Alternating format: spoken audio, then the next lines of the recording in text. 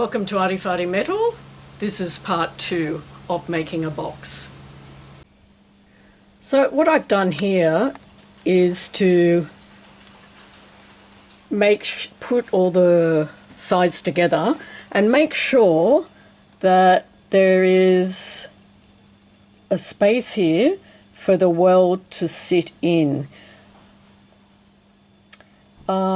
Because it's a fairly unstable sort of structure compared to a normal box, what I'm going to do is this section here, I'm going to add a little bit of metal in there. I just happen to have this bit of scrap sitting around.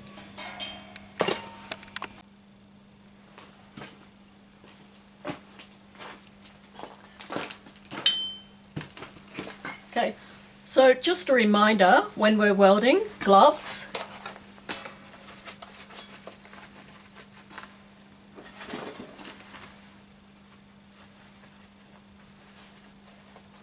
helmet,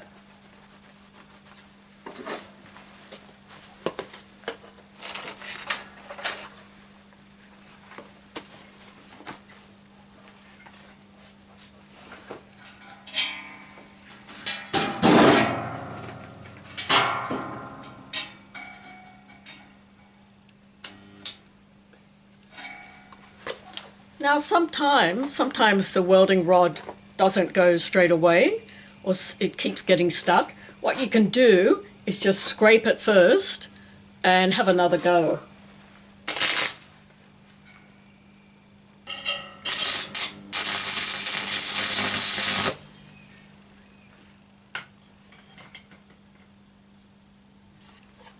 So it's now welded on. What I'm going to do is try and just break this off. Ooh, doesn't look like I can. Or if I heat the metal up enough, it will just melt off.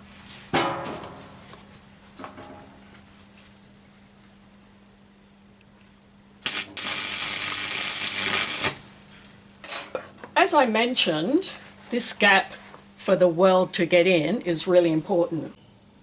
What I've tried to do here is a little diagram of what we're looking at. I think you can see that, and that sort of represents the first diagram. And you can see in here, one sheet of metal sort of falls down a bit, and the gap where the weld's going to go is there. So that's one way of doing it. And your other sheet of metal is going to go back like that. So having that drop in the distance between the metal. The second way of doing it is, if you look at this, you'll see this line down here represents this, and this is actually a big gap in the metal. So the other way of doing it is having a big gap in the metal. So what I've done is I've gone around every join and made sure the metal sinks down on one side, or there's a gap between the two sheets of metal. Now what I'm going to do is grind back all the little tack welds that I made.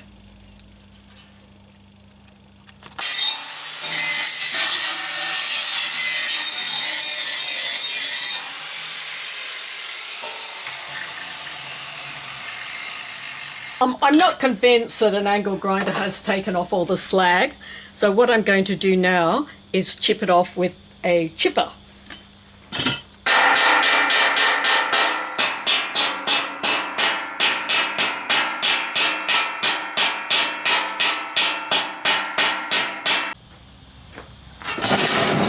Now, what happened, as I said, this is a fairly unstable structure because of all the patterns in it.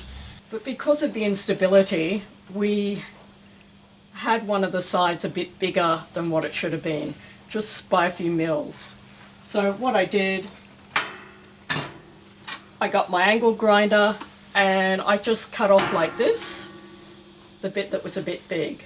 And then I needed to create a gap. So what I did then,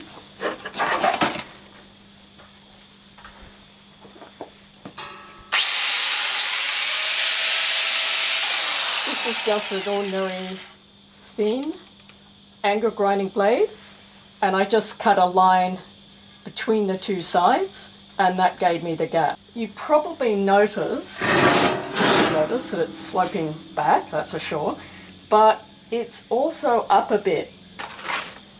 It's a bit higher on this side than it is on that side. So when I start welding across here, the weld is sort of going to go left. The worst thing you could do is have the weld the other way around, so that the weld is actually running forward. This will create a lot of problems. So it's always nice to use gravity and have a bit of the weld running back. Now, the technique I'm going to do a bit of weld, lift up, and then go back into the actual still orange weld. And then again, forward, lift up, back into the orange weld, forward, lift up, back into the orange weld, forward, lift up.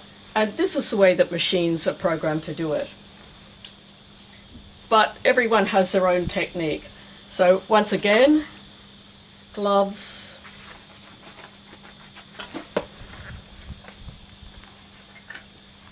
and welding rod.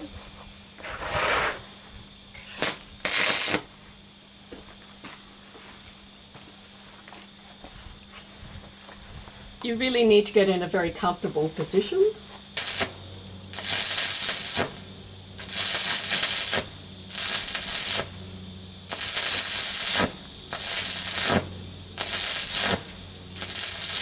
I like to stop every now and then and just check that I'm actually welding in the right place.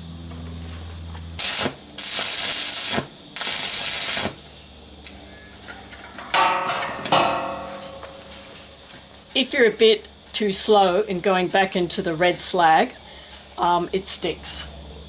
So what you have to do is just hit it with the picker.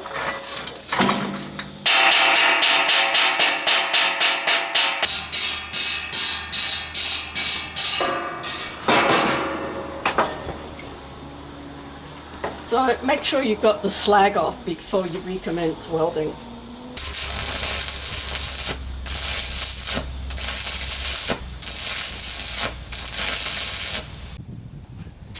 So you can see where I've stopped, cleaned up the mess and started again. Now, some people when they're welding just go straight. Other people do a kind of loop.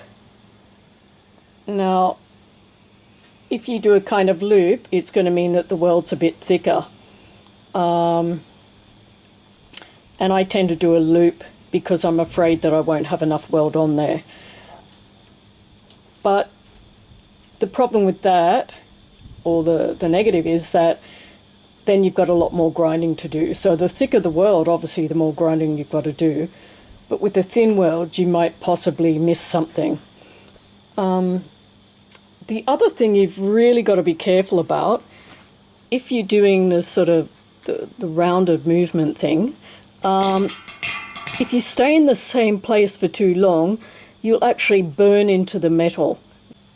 Now, obviously, we've got a much larger gap here, so I'm going to go a lot slower. In fact, I may use gravity in a different way. Let me rearrange this. So what I'm going to do here is weld with the welding rod coming towards me.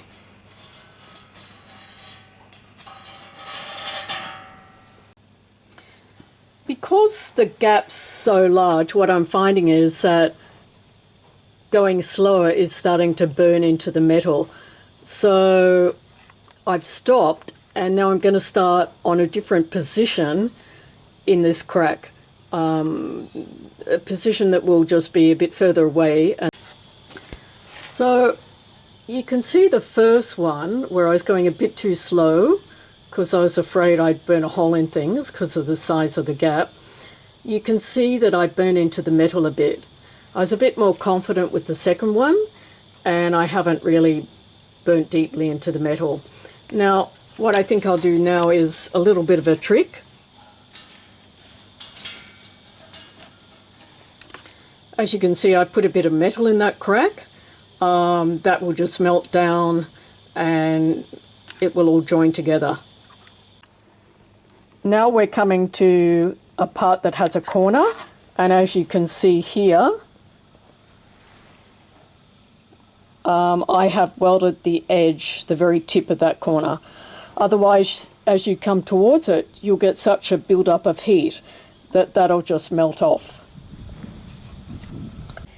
In this case here, I've got one sheet slightly below the other sheet, and I'm going to position it so that I try and get in that gap. Well, I've made a bit of a mess of this weld.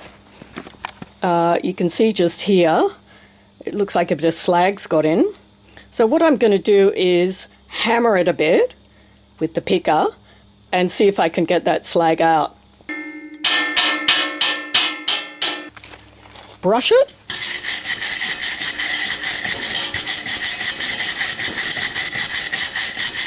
And so I should be able to get a weld in there.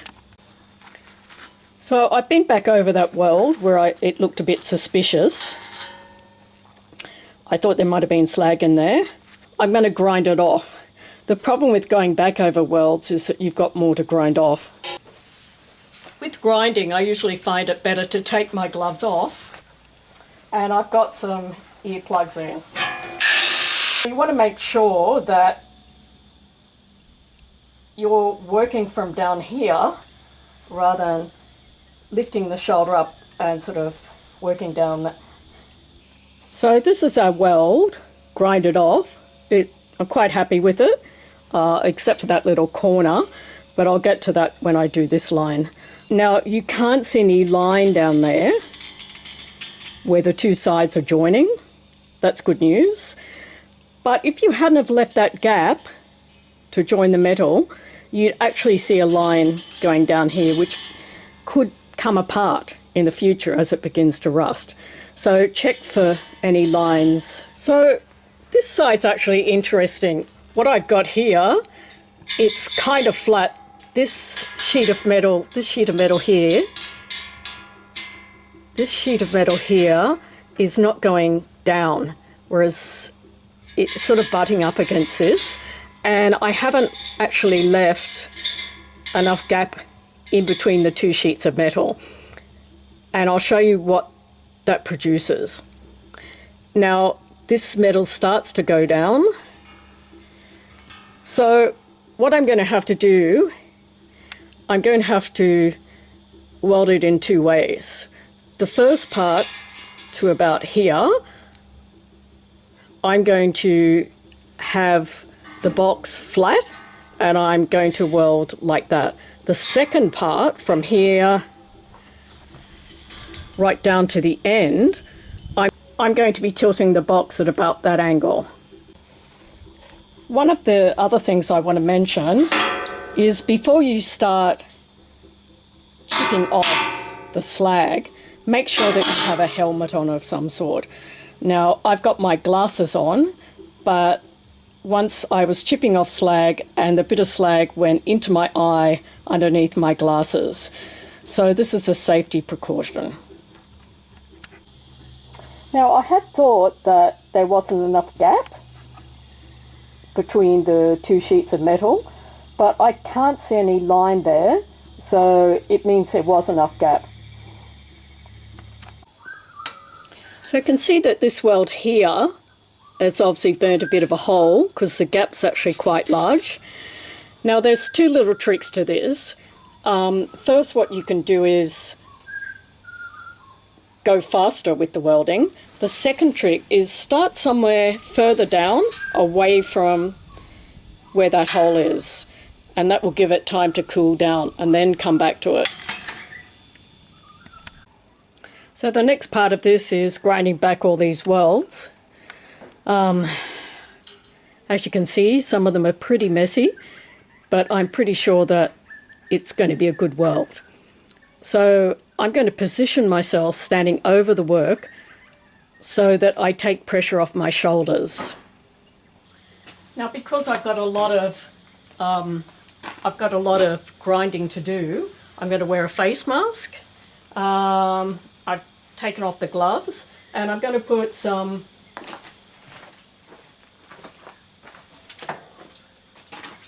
earmuffs on, as well as plugs in my ears. Be very careful to make sure that any shirts are tucked in, because we're going to be leaning forward and things are likely to fall out.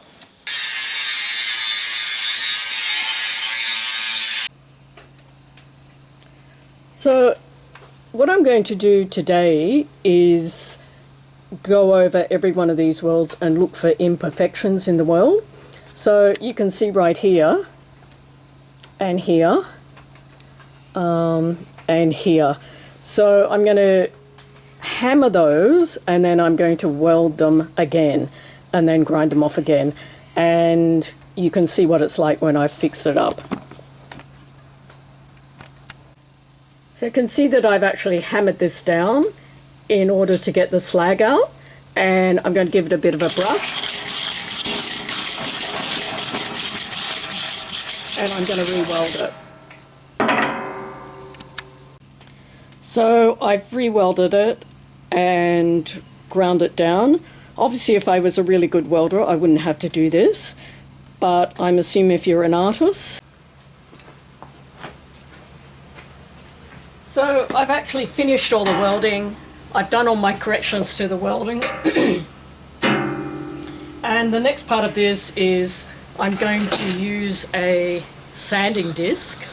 I think this disc is about 80. And I'm going to get off little bits of slag, because there's nothing worse than finishing the job and then you suddenly notice there's bits of slag on it. So this is our finished product, the metal box with the laser cut pattern in it. I'm just moving around it to show you. And our sculpture will actually sit on the top here. What the sculpture is, I'm not quite sure yet. Once that's done, it'll be left out in the weather to rust a bit, and then what I normally do is put a coating of penetrol on it, and then I try and sell it. So thanks for watching this.